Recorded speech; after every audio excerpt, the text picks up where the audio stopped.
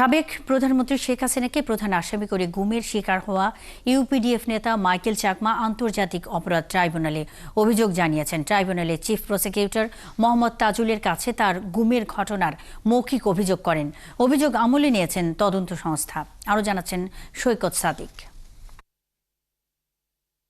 ওই কল্যাণপুরের মানে যে ফুটওভার ব্রিজটা পার হয়ে শ্যামলের দিক থেকে যদি আমরা যাই, তখন ডান সাইডে আপনি একটা পাবেন, সোনালী ব্যাংক পাবেন দোতলার উপর।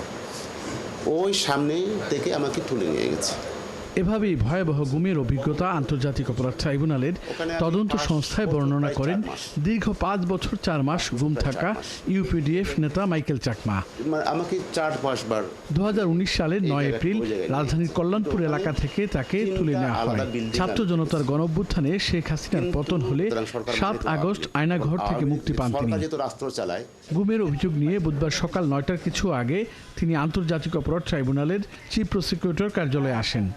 ট্রাইব্যুনালের চিফ প্রসিকিউটর মোহাম্মদ তাজুল ইসলামের কাছে অভিযোগ জমা দিয়ে মাইকেল চাকমা জানান, সাবেক প্রধানমন্ত্রী শেখ হাসিনার বিরুদ্ধে তিনি অভিযোগ করেছেন।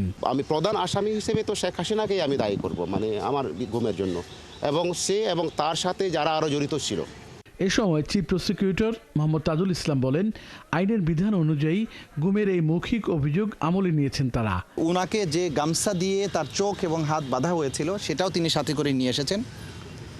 যখন তাকে ছেড়ে দেওয়া হয়, এইভাবে চোখ বেঁধে হাত বেঁধে তাকে জঙ্গলের মধ্যে ফেলে দেওয়া হয়, এবং সেই অবস্থায় পরবর্তী সময় উনি যখন উদ্ধার পান, তারপরে ওই গামছাগুলোকে তারপরে উনি গিয়ে আবার জঙ্গল থেকে সেগুলো আবার নিয়েও আসেন।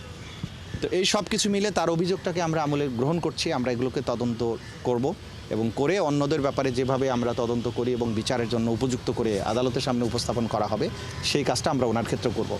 অভিযোগ জমা দেওয়ার সময় আলোকচিত্রী শহীদুল আলম ও তার স্ত্রী রেহনুমা আহমেদ ছিলেন মাইকেল চাকমার সঙ্গে। সৈকত সাদিক, 71, ঢাকা।